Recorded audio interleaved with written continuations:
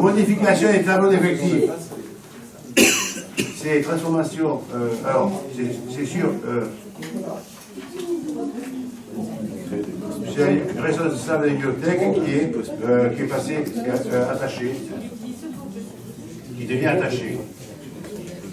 Madame Jolène devient attachée. Vous n'en voyez pas d'inconvénient? On continue à ne pas voter les décisions sur le personnel. On va voir expliquer la raison. Alors, création d'un poste d'agent technique dans le cadre du dispositif CUI, CAE. Pareil. Recrutement de 4 des hôtesses. Ah, ça, par contre, des hôtesses, non? Pour les journées artisanales, vous ne votez pas? De toute façon, sans nous, vous pouvez plus le faire quand même. Ok. Et je vais passer dans le 4, mais on verra. Convention. Ah oui. Une petite question par rapport aux rencontres artisanales. Est-ce que vous avez prévu de renforcer le personnel de sécurité ou pas? On a une réunion prévue pour la sécurité. D'accord. Convention pour la coordination et la mise en place d'activités de relaxation entre le service d'animation et le prestataire. Alors, il s'agit de prendre des personnes qui seraient un bain chaud, qui seraient de sophrologue. Des sophrologues qui seraient là pour faire de la relaxation aux enfants sur les temps de midi et 2, de façon à ce qu'ils aient des outils leur permettant d'accroître leur concentration sur les personnes. Alors, ceci, excusez-moi, c'est inscrit dans une démarche beaucoup plus générale. À savoir qu'on souhaite pouvoir mettre aux enfants, pour aider les enfants, dans le cadre du PDT, à côté, on peut dire, du rôle des enseignants, et pour jouer, pour travailler avec les enfants sur la concentration, sur la réflexion, l'esprit critique, etc., de mettre, on va s'entourer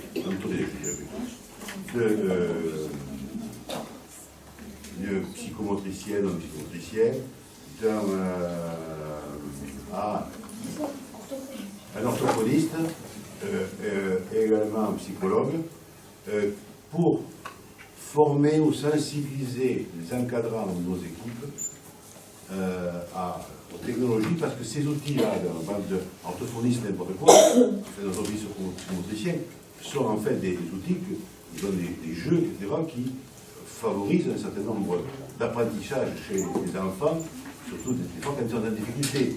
Mais ces techniques appliquées aux enfants, même qui n'ont pas forcément beaucoup de difficultés, seront quand même un plus favorable à l'éducation des enfants. Et de faire en sorte qu'on puisse donc non seulement sensibiliser l'encadrement de nos personnels à ces techniques, mais également qu'ils soient là au moment où ils choisissent par exemple des ateliers, ils construisent des ateliers ou des jeux, et que ces personnes-là leur disent, vous voyez, avec tel jeu, vous pourriez travailler davantage cet aspect-là chez les enfants qu'avec le nôtre. C'est-à-dire qu'on se sert d'un appui, on pourrait dire, de spécialistes auprès de nos agents, on pourrait dire, d'encadrement au minimum de tout ce qui est PLAE et PDT.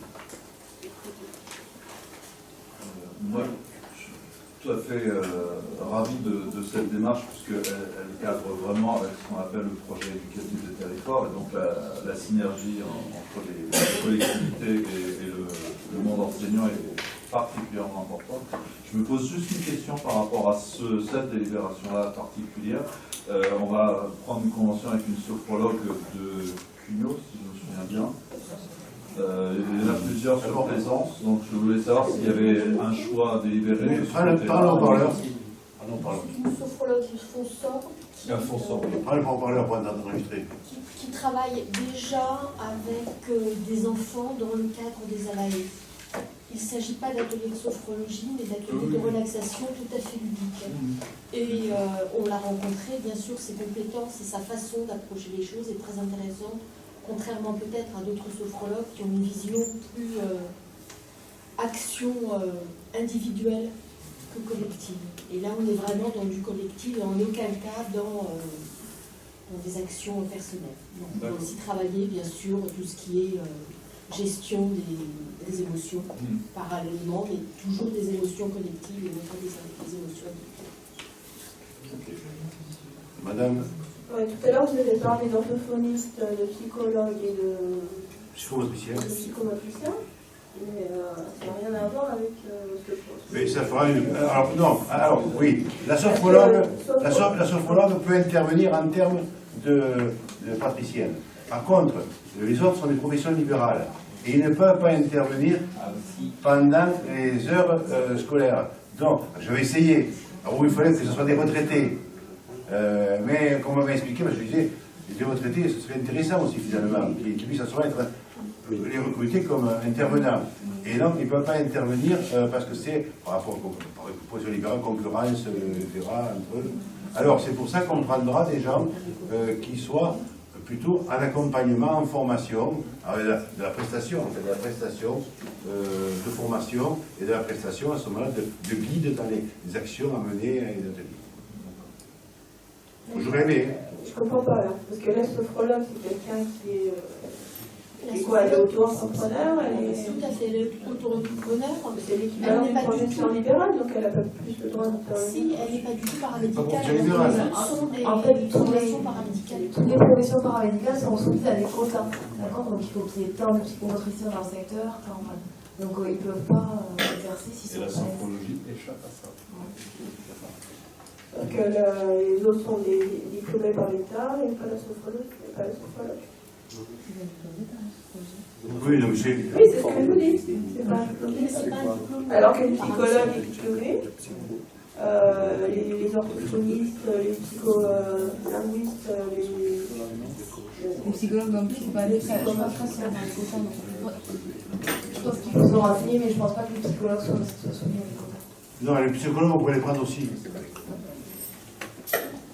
Bon, le psychologue, on pourrait le prendre aussi, mais ce n'est pas forcément le but recherché. Le psychologue, on le verra plutôt, à mon avis, en termes, pour régler des situations, pour apprendre des animateurs dans des situations bien déterminées, on a eu des cas déjà, à pouvoir que nos animateurs réagissent. Je disais, il y a eu un cas dernièrement, quelques mois, où on avait le psychologue qui était à côté, qui est venu me trouver d'ailleurs, et m'a dit que ce soit... allez, nos animateurs ou même certains enseignants n'ont pas forcément eu les réflexes qu'il fallait avoir, mais il faut être un psychologue, il faut être formé. Donc c'est là aussi, c'est pour de la sensibilisation qu'on le fera. Mais également, lorsqu'on envisagera contre la déscolarisation, de voir aussi des relations à ce moment-là, enfants, parents et tout, quand on fera des réunions de travail, à ce moment-là, s'entourer aussi en termes de prestataires, des psychologues également. C'est tout et c'est pour ça que, quand je parle de la maison de la famille et de la parentalité, c'est tout ça qui va se mettre en place aussi, à côté du CLSPD aussi, c'est tout ce qu'on est en train, sur le point on est en train de travailler en ce moment.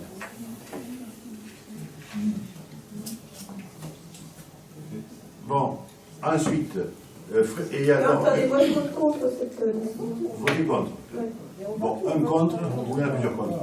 Alors, le recrutement d'un sophrologue. Mais c'est autre chose, ça, c'est pas un recrutement personnel. Recrutement d'un sophrologue, qui est contre? Deux contre. Deux contre, c'est tout, hein. Frais de déplacement. Je suis fatigué là. Alors, il faut savoir que les frais de déplacement, jusqu'à maintenant, il y a très peu de gens qui se déplacent avec leur voiture personnelle.